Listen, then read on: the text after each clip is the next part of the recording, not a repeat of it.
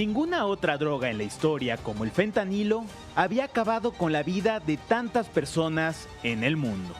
¿Qué ha ocasionado que estemos frente a una droga tan letal y distinta a las demás?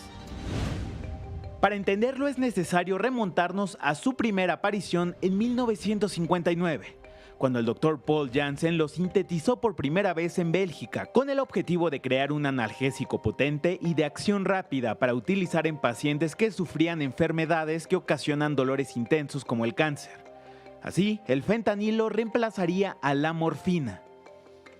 En 1960, Janssen creó su propia empresa, Janssen Pharmaceutical, con sede en Berce, Bélgica, la cual aprobó el uso del fentanilo y en 1961 vendió su fórmula a la farmacéutica estadounidense Johnson & Johnson, quienes desde un principio advirtieron su peligrosidad debido a su intensidad. Sin embargo, le permitieron a Janssen seguir trabajando para ellos en el desarrollo de nuevas variantes del fentanilo conocidas como análogos. Para 1963, varios países de Europa Occidental ya utilizaban el fentanilo mezclado con diversos analgésicos.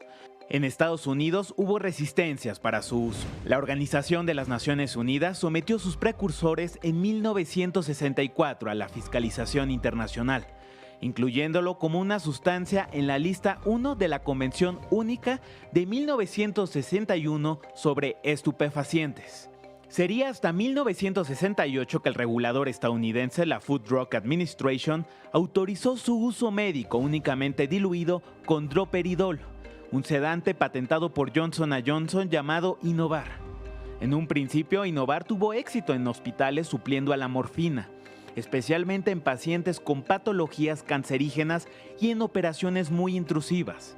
Años después se detectó que estaba generando efectos adversos debido a su composición química, entre ellos depresión respiratoria intensa, así poniendo en riesgo la vida de las personas.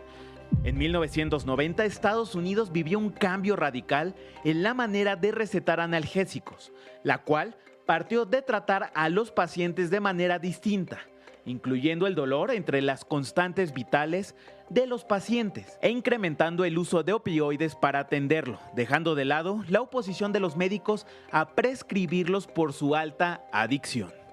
Entrados los años 90 se vivió el boom de los opioides. La familia Sackler, dueños de Purdue Pharma, comenzaron a multiplicar su riqueza debido a las altas ventas de un fármaco de su producción, el OxyContin, un fármaco de la familia de los opioides que comenzó su producción en 1995, el cual fue promocionado como una pastilla que aliviaba el dolor de manera prolongada, por lo que los pacientes únicamente tendrían que tomar 2 al día.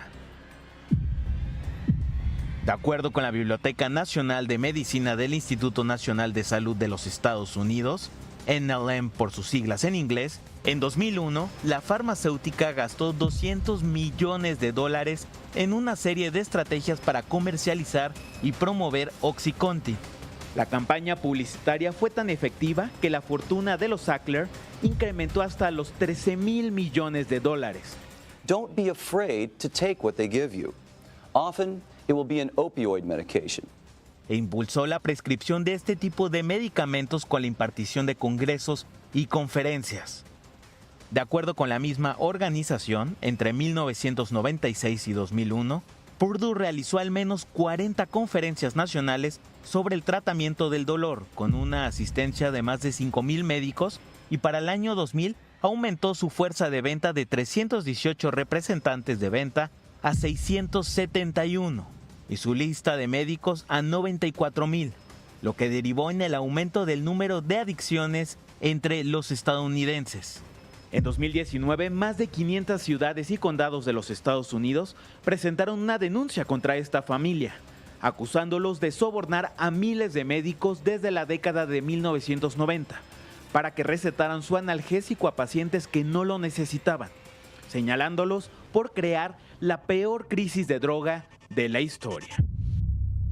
Si bien los agentes comerciales de la farmacéutica aseguraron a los doctores que únicamente el 1% de los consumidores de OxyContin desarrollaban una adicción, Less than 1% of patients taking opioids actually become addicted.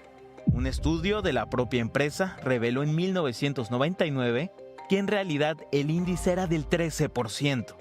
Tan solo en 2012, de acuerdo con los Centros para el Control y Prevención de Enfermedades, la Agencia Nacional de Salud Pública de los Estados Unidos, en el país se prescribieron 259 millones de recetas para analgésicos opiáceos, una cantidad que equivalía casi a un frasco por cada habitante de la nación.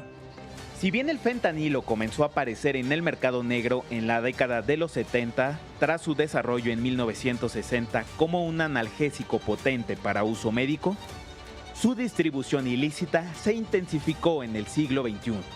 La evolución de sus componentes la llevó a convertirse en una de las drogas más letales y adictivas del mercado, incrementando su popularidad entre los grupos del crimen organizado.